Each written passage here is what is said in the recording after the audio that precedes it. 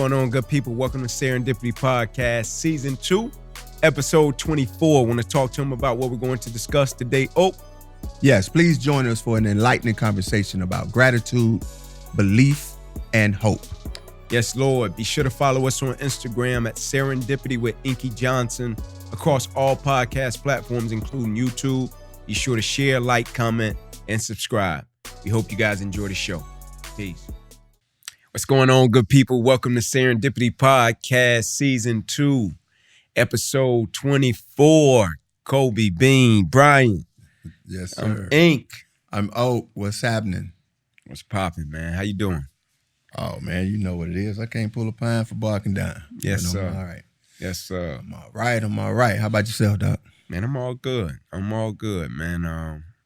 Before we get into it today, I just want to say, on behalf of me and my big dog, I think he'll mind me speaking for him, man. We greatly appreciate the support. We spent time prior to recording just talking about the interactions that we get from people that listen to the pod, man. And so wanted to extend that gratitude. Yes, sir. We greatly appreciate it. It's pretty cool, huh? Man, it was kind of unbelievable at first. Now It's kind of all making sense. And what I mean by making sense, like how it benefits me. And I know, in our conversation, how you have expressed how this situation, this podcast, whatever, has benefited you and how it, the feedback we're getting, how it's benefiting and enhancing others. So it's just making sense. Absolutely. It's not tied in ego. It's not tied in some type of attention or whatnot. It's like, okay, it's kind of what we're supposed to be doing. Absolutely. We ask the universe to be impactful and for our love, our consideration, our energy to go out and help people. And it's just the format in which it's happening. So it's making sense now. Definitely. Gotcha. I'm going to start us off with one, man. Quote card brought to you by the Sugar Boo and Company. It says, gratitude in advance is the most powerful and creative force in the universe. Gratitude in advance is the most powerful and creative force in the universe. Oh, man. My initial thought goes to, from a religious standpoint, my personal religious belief in terms of faith being the substance of things hoped for, the evidence of things not seen. Absolutely. Right? So you're hoping for these things. You understand these things are going to come to pass when there's no evidence whatsoever. That's gratitude in advance. Yeah. Right? I'm saying thank you for whatever happens. So I'm not tied to whatever happens. I'm tied to being thankful for what is going to transpire. Absolutely. Right? Because it works it's all of it's going to work for the good. It's going to work for the good of you. It's going to work for the good of those surrounding you. It's going to work for the good of your the desires of your heart, meaning your family, your community, whatever it is that you are aspiring to be. Yeah. Right. And whatever it is that you want to happen, how it happens, when it happens, we're not concerned with that. Right. We're concerned with the fact that it is going to happen. It's going to happen. That's gratitude in advance. Yes, sir. That's powerful because now it's almost like you're not trying to manipulate the universe. Yeah. Manipulation is when I'm doing something, I'm saying something, I'm acting in such a way to get a desired outcome. Meaning I will do whatever it takes to get this desired outcome. So I'm in control of all of it. When in reality, we know the universe, God, that omnipotent force is in control of it all. Absolutely. Right. And so gratitude in advance is basically just having an open heart, having an open mind, and not being manipulative. Yeah, man. Yeah, bro. It's like the first time I told a cat to have gratitude in advance, cats say, how can I be grateful for something that hasn't happened yet? And I was like, that's the whole basis and premise of what we're trying to get to, right? But I think of a couple of things when I think about gratitude. I think about totality and I think about process, right? Because like we both know things are gonna happen, things are gonna go our way, things are not gonna go our way. And more times than not, as a person, it's very easy and simplistic to be grateful for things that go our way. Right. No problem with it, right? Easy. We get the money, we get the food on the table, we get what we want, get a roof over our head. It's very easy to be grateful when things play in our favor. Oh, I know you're about to get in your flow. No, do you think? When things happen that we want it to happen, when we get the desired outcome, right? Are we really being grateful? Right. Because it's not really pressing gratitude. Right. Right. Like I'm leaning towards, I don't know if that's gratitude because gratitude is not necessarily saying thank you. Right. Right. I think when you get what you want and your response being thank you, we associate that with gratitude. I don't think we're saying that that's gratitude. I think we're talking about gratitude as a principle. Principle, yeah. Absolutely. A principle is not tied to any type of outcome. Absolutely. Right? Absolutely. I am going to press to be a good person for being a good person's sake. Right.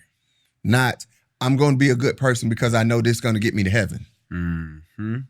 Yeah. Somewhere in my spirit, it just gets disturbed when, well, I'm not going to do this because the Bible told me, or the Bible said, or somebody said this, that, and the other. So you're doing it like you're trying to manipulate the process. Absolutely. It's manipulation.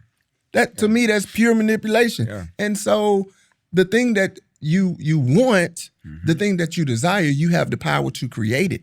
Yeah. Not necessarily the power to manipulate a situation to get your desired outcome. It's good. Right? Because if it's your desired outcome, it's still going to be limited. Yeah. The gratitude is in whatever God has for me, whatever the universe has for me is always bigger, always better, always larger than any figment of my imagination or even the totality of my imagination. I'm picking it up. Right? So gratitude is not necessarily a means or a thing that we do in order to, or because something has happened. No, it is a way of life. Gratitude is a principle. Yeah. It's I remember the first time I read James chapter 1, and it said, "Consider it pure joy, my brothers and sisters, when you face trials of many kind, because the testing of your faith goes on to produce perseverance, and perseverance must finish its race so that you may be complete and lacking nothing." It broke it down and told you why you needed to be grateful and thankful for the opposition, the adversity, the trial, and the tribulation, right? Because it produces a level of perseverance, right? Now, when you think gratitude, oftentimes we're grateful. Like you said, things go our way. Yeah, cool, right? But the true press of gratitude to me is King's quote: "Judge the true character and caliber of a person not by where they stand in times of comfort and convenience. Judge the true character and caliber of a person by where they stand in times of trial and opposition, challenge, controversy," right? Can you be grateful when it doesn't come to you in the form of which you expected? Yes. Growth comes in many forms, right? Just in the form of what you didn't expect, can you still be grateful for it? Because you can still get or become the person that you're aspiring to become, even when it doesn't come to you in the form of what you expected. Growth happens in many forms, right? Blessings happen in many forms through many people, right? It happens in many forms. Can we be grateful when it doesn't come in the form of which we expect, right? That's the true press of gratitude to me. Every single day being grateful if my happiness shows up in a different form of which I expected. Yes. Being grateful if my joy shows up in a different form from which I expected.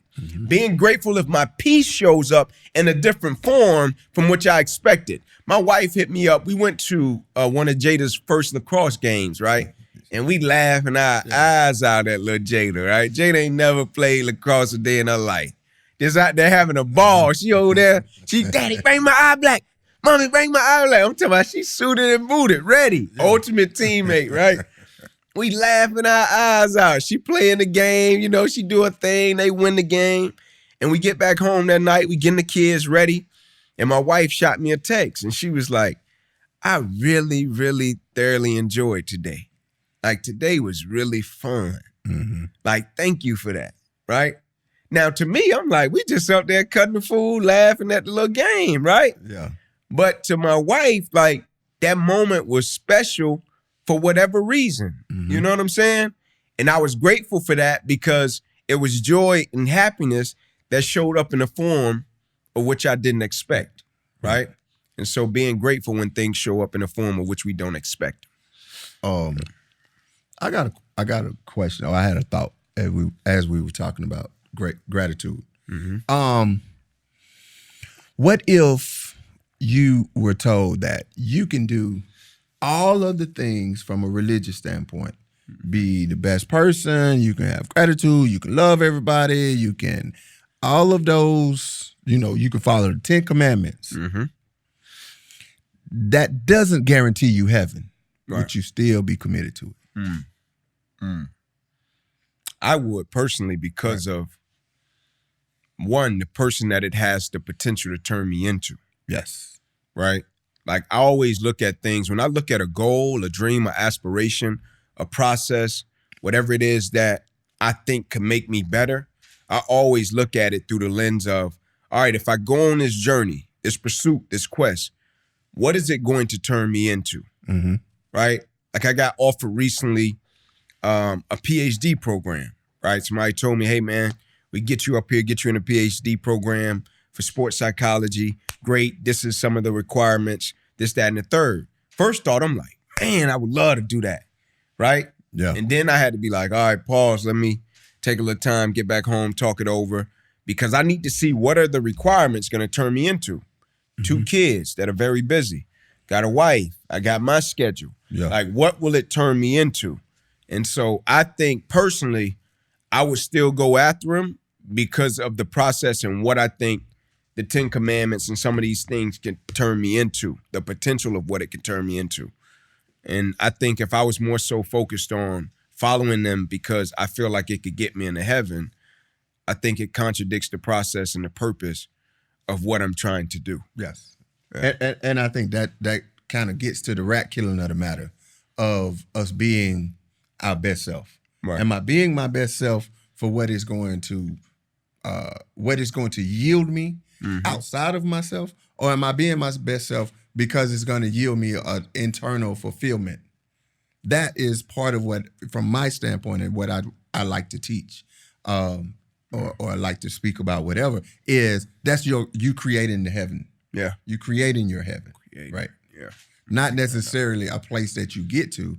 It's what you create within yourself. That we were given the power to create the things that we ultimately desire. Mm-hmm. Right? Yeah. Not necessarily we are given the power to create the things that human earthly experience, societal experiences teaches us are that we should aspire to. Because again, you know how many, of course you know, how many like people who don't have to worry about a light bill, don't have to worry about anything, who can tomorrow get up and go on a vacation. Right. And how miserable they are. Right. You know? And you know how many people who are struggling with paying their light bill and how miserable they are. Yeah. So misery, if you will, supersedes and is interwoven into whatever and wherever you are in your social economical status in life. Right. Right? Just like, you know how many people who can go on a vacation tomorrow and got joy uncontrollable? No doubt. And do you know how many people who don't know how they're going to pay their bill tomorrow have joy uncontrollable? Absolutely. Absolutely. Right? Absolutely. So those things are internally created, not necessarily externally found. I love it, man. I love it because I often think and reflect back to the line, and I mentioned it once before, but I think it was brilliant by Kanye when he mentioned it. And he said, you ride by a homeless man in a Maybach and you ask the question, who's more free? Yeah. You know what I'm saying? Yeah. Like you see a cat ride by a homeless man in the Maybach and you ask the question, who is more free?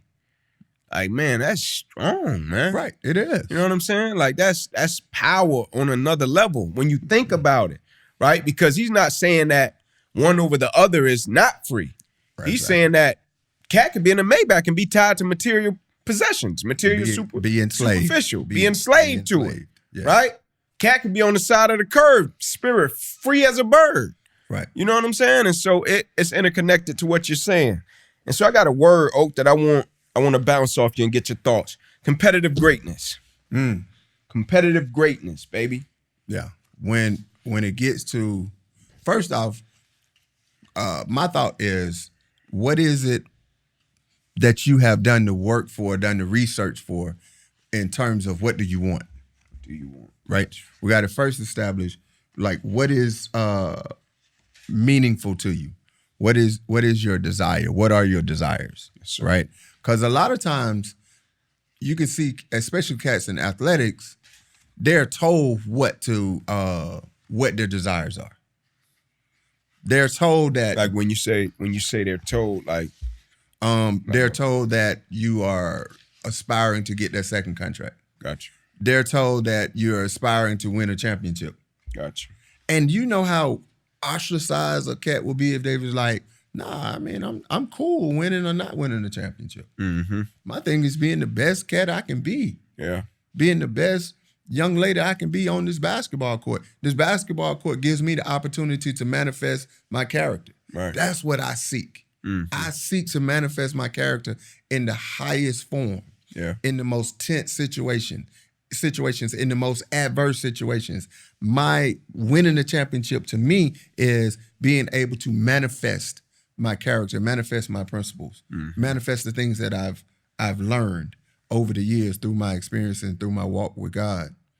That is winning the championship for me. Yeah, gotcha. Like, but not somebody else, the common theme is having more points at the end of the last game. Mm-hmm. You won the championship. Right. Right. Okay, cool. But did you decide that? Mm-hmm.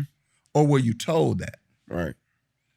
Like, for me, honestly, I believe for the person that athlete that I don't talk about, if everybody said the goal is not to win the game. You talking about Michael Jordan, by the way.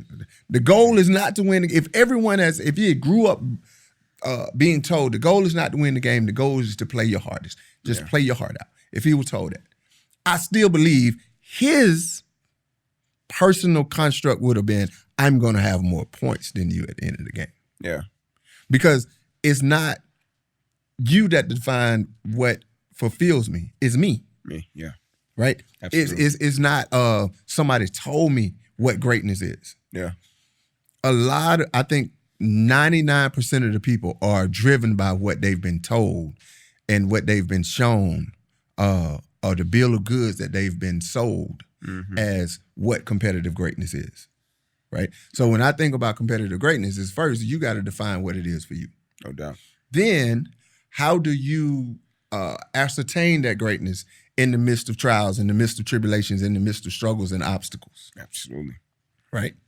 So the notion of competitive greatness is first rooted in you being the definer of it. You being writing the narrative, creating the narrative of what is great. Right. Right? And then the whole notion of competitive, the only competition is the reflection in the mirror. Yeah. That's the only competition. Right. And that's something I had to learn because I didn't have peace when I was trying to compete against other people, other things, other notions, other expectations. Mm-hmm. Like, my peace was born and started to grow when I just had to look at myself in the mirror. Yeah. And understand that really I gotta really be better today than I was yesterday. Absolutely. Like, through reflection or whatever. And then not as good as I'm going to be tomorrow. So competitive myself, that reflection in the mirror, right? Mm-hmm. Greatness, define what greatness is and then aspire to it. Gotcha. Right? Define what greatness is and then run for it, work for it, fight for it. Because it's sort of like KD with Golden State. 2 straight championships, 2 straight MVPs, in the finals. Yep. And there was still a sense of a lack of fulfillment. Yeah. Because that's what everyone else said. KD is a freaking scientist, whatever we want to call him. The cat is exceptional at playing basketball, being able to score the basketball. Like, to me, he's the epitome of championships is what y'all say I should be aspiring for. Yeah. my level of mastery of being able to play this game of basketball seems like I've never met Kevin Durant in my life. I'm just going off of just my perception, right? For me, it seems like what drives him is being able to totally master this game of basketball. Mm-hmm. Yeah, he'll ball. Right? So he's in the process of defining his competitive greatness. Yeah. Like, what about you? It says on the chart, competitive greatness, being your best when your best is needed, enjoyment of a difficult challenge, right? And so I think when I said a while ago, Oak, in a speech, and I said I never cheated, right? And I was like, I never cheated. My conscience wouldn't let me cheat. And cats missed it, right? And what I was saying to him was, when I looked in the mirror at the end of the day, I had to face myself, right? And so it wasn't the fact that sometimes I didn't want to come up short of a line. It wasn't the fact that sometimes I didn't want to do extra. It wasn't the fact that sometimes I didn't feel like getting up. No, I felt that just like everybody else. But my conscience, when I would look at myself in the mirror, the thing that I valued above what any coach said, what any person said, what any other whatever, the thing I valued more than anything was me being to look myself in the mirror and say, hey, bro, you gave it everything you got today.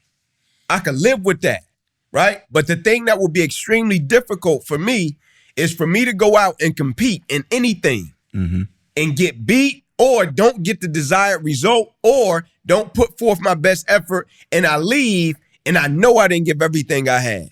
That's a problem for me. And so when I think competitive greatness, if you give everything you got to something, if you prepare, if you put your best foot forward and you don't get whatever result that you're trying to get or you don't get the effort, like whatever it is, if you put forth your best, you got peace. Yeah. But when you don't do that and we talking competitive greatness, man, it's all about at the end of the day, did you get better? Comparison is the thief of joy. The moment you start comparing your effort, your dedication, and your commitment to somebody else's, we all got different start lines. We all start at different spaces and places in life. And so I can't compare my competitive greatness to another person's competitive greatness. You started somewhere else, I started somewhere else. But the person that I can compare it to is myself every single day when I look in the mirror and I know the truth, right? You know, I can't tell you, oh boy, God know the truth. You can't cheat the grind. It know how many hours, how many minutes, how much time you put into it. Same applies to yourself. You can't cheat yourself, man. Stop expecting results that you know you didn't work for. When you talk about the whole notion of, you know, you can go out and compete and win and lose, whatever, and you know that ultimately you gave your best. You look in the mirror and be like, I didn't leave anything out there. There's a sense of fulfillment. There's the other end, the other side of that coin too. Yeah. Right? I was coaching at North Clayton, you know, the Eagles of North Clayton, with the great Miles Hackney, Coach Rodney Hackney, I always call him Miles. He's at Riverdale now. Shout out, Coach, my mentor, one of my mentors, college roommate. Anyway, I think maybe we were number 3 in the state, you know, and at North Clayton, we're going down to play a team, and they were up and coming, and we were killing people. We had a defense, smash it. We were giving up like 4 point something points a game. And we went down team in Henry County. I don't want to say the team name, but anyway, we went down and played them, and we won the game. So I used to drive my truck because I would carry a lot of the equipment. Yeah. So I was driving, I didn't ride the bus. And thank God, man, by the blessing, I didn't get in an accident. The police didn't stop me. Yeah. Because after the game, we won. After the game, I was so furious. I mean, just my insides were just burning. Yeah. I'm flying back up the road, got back to the school, threw off the equipment into the room, just threw that shit off, got in the truck. I didn't even wait for coaching them to get back to just meet because I was just livid. Yeah. Because we stunk up the joint. Yeah. We won. Still won, yeah. But we stunk up the joint. Yeah.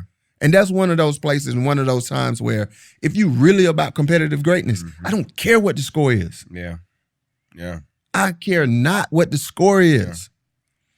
Yeah. Like another time, we just, not the last championship, but this championship before that at Long, right? We played Walton for the B2C championship. Yeah. And we won. We scored like 48 points. But we gave up 20. It didn't even feel like we won the championship.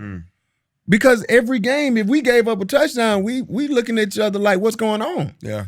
These cats going up and down the field on us. They didn't score. Yeah. So there was a sense of emptiness. Yeah, man. Because we didn't play up to our standard. Right? Yeah. If I play up to my standard, if I compete up to my standard, if you live up to your standard, the results are irrelevant. Yeah, man. Yeah. That's what is. So the question becomes like, do you develop that? Are you born with that? Like you saying, your conscience wouldn't let you. Yeah. Your conscience wouldn't let you cheat. Yeah. How did you get there?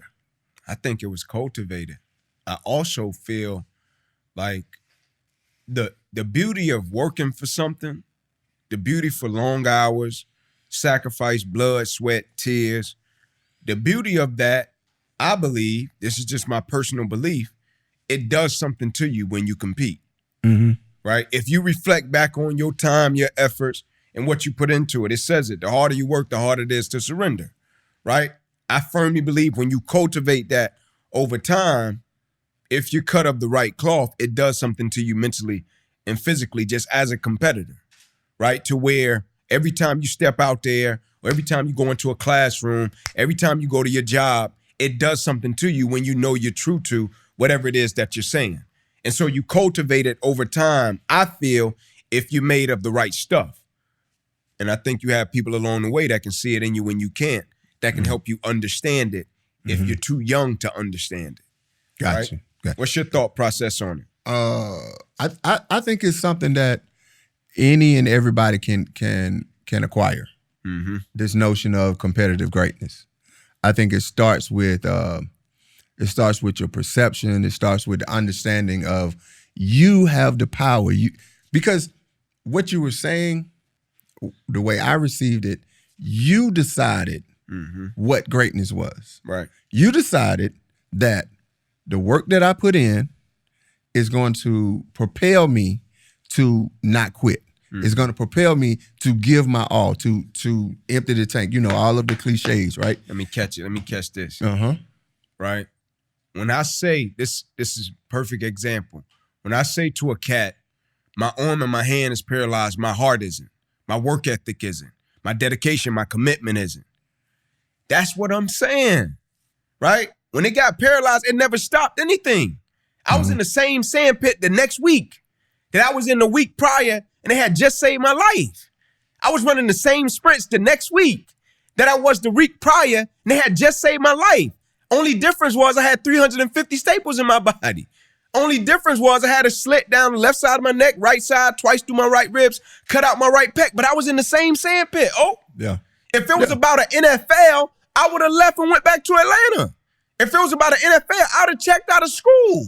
If that was all it was about, right? I wouldn't have graduated with 2 degrees and I had to learn how to write with my left hand all over again because my right hand got, if it was just about the end result. They said, Inky, you can't play football. It ain't about a game. What is it about? Me staying true to what I said I would do. I told my grandmother and my mother I was going to be the first one in our family to graduate college. I ain't say when my arm and my hand got paralyzed. I said I was going to be the first one to graduate, right? Did I want to make it to the NFL? You right, I did. But when the dream got shattered and deferred, I didn't stop and check out and go sit back on the porch and say, man, I gave it a good run. Competitive greatness, right?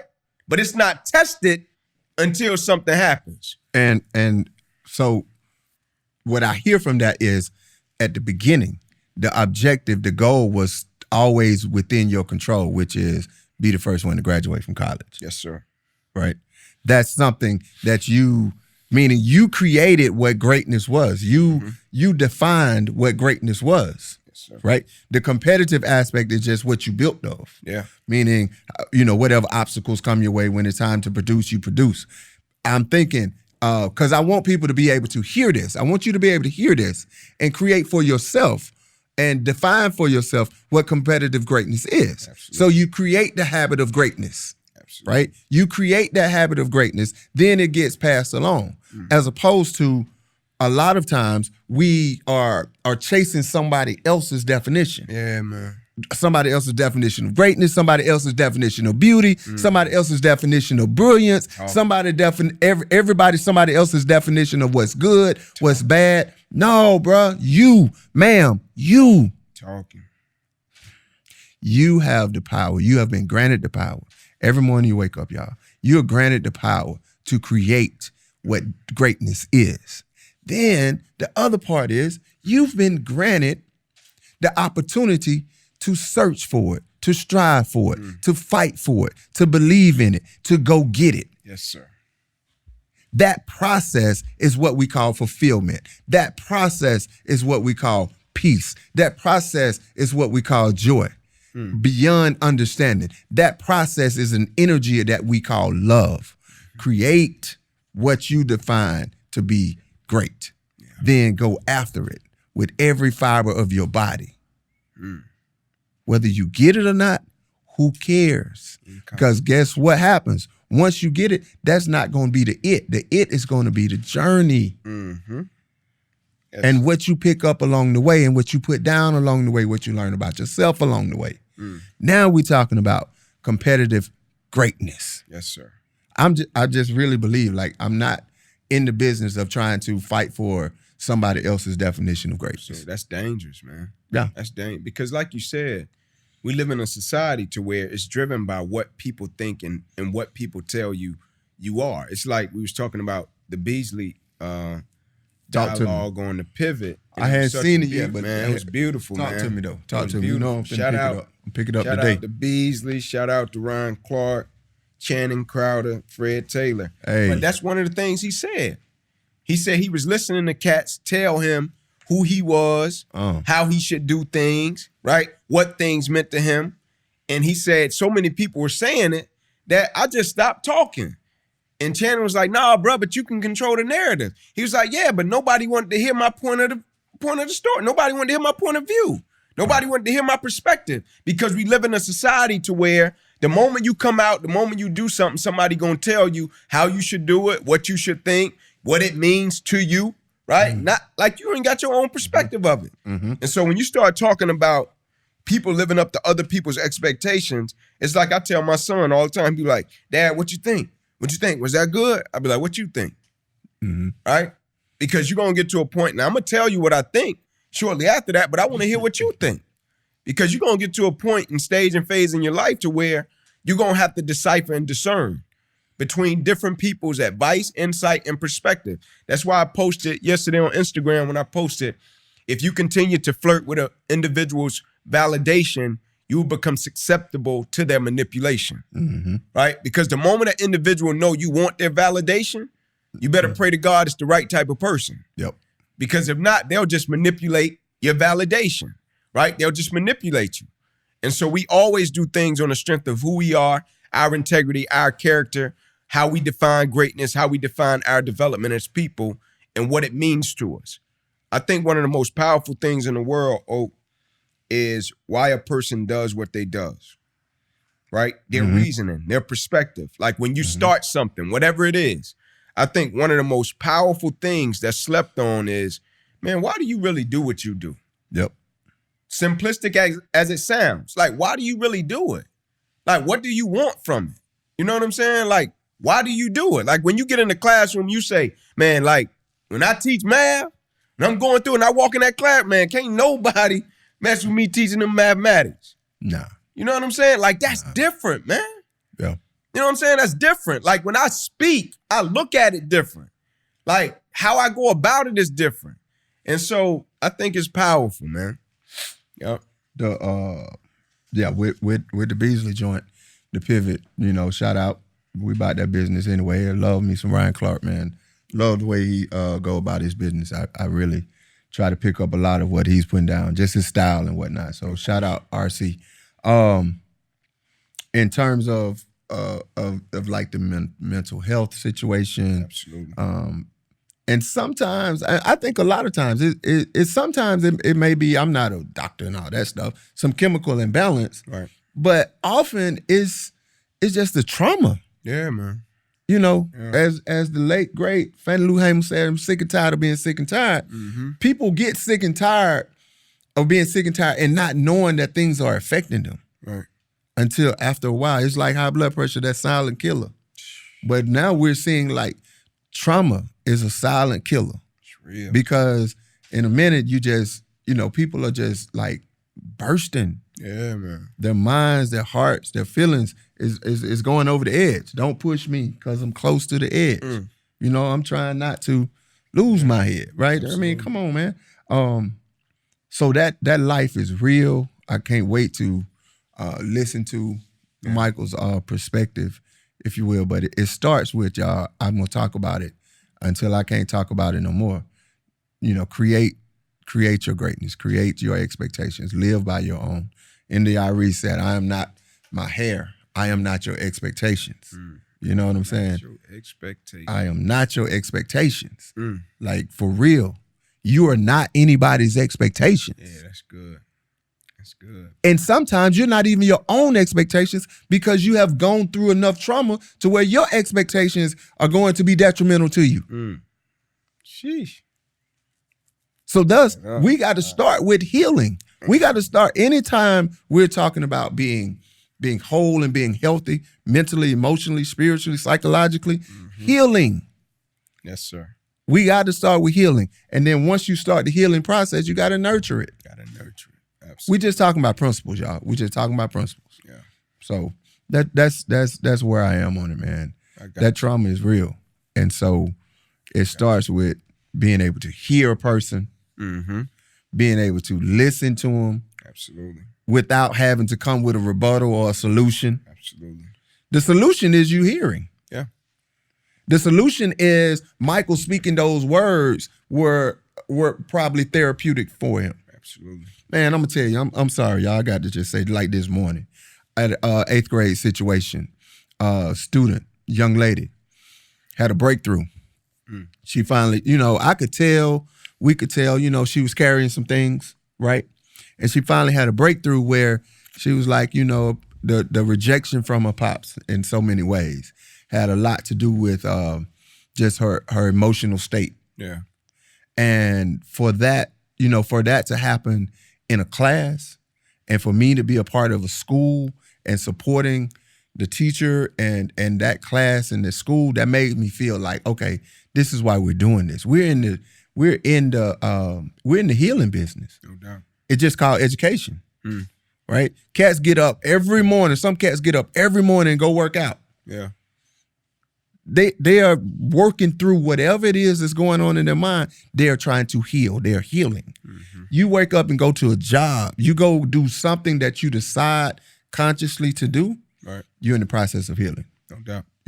So I'm just excited and proud to be a part of this process. But understanding that it's healing, guys, it's healing because of the trauma. The trauma is real, and it's slowly but surely killing us. It says it, Oak, and it's easier said than done. But it says everything happens for you and not to you.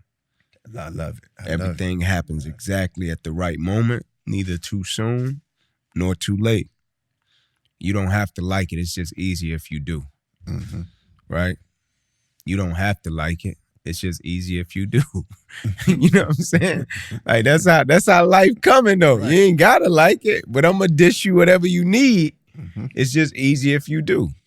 And so, man, let's get into this rapid fire, man. Got a word for you. Believe, believe.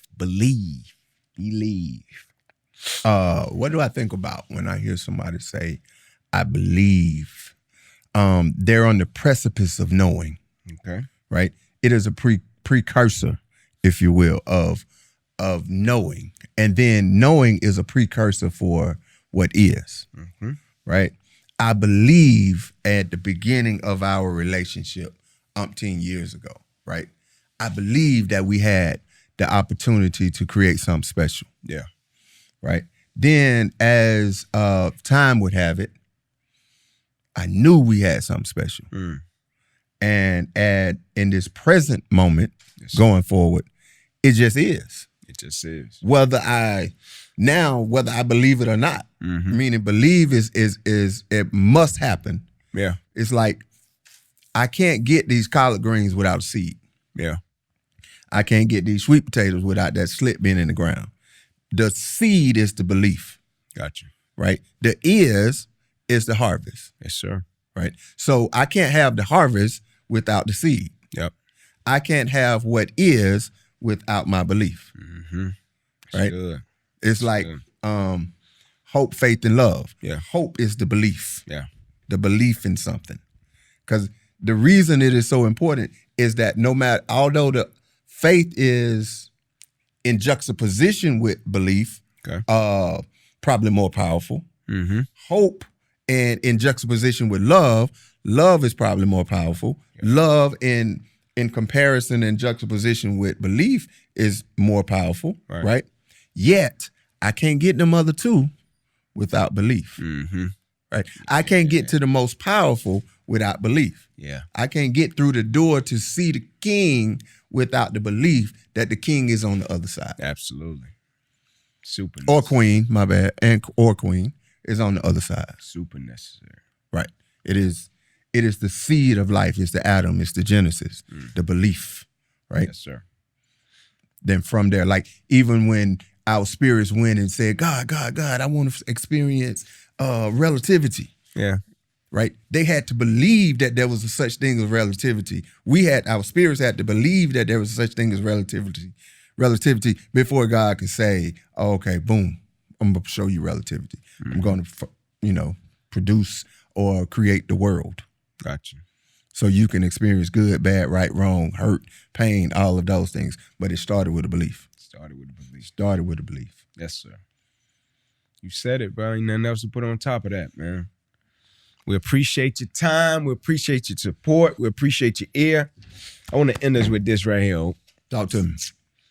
It says, success is a peace of mind, which is a direct result of self-satisfaction and knowing you made the effort to do your best to become the best that you are capable of becoming. Success is a peace of mind. That's it. With that, man, we out. Peace.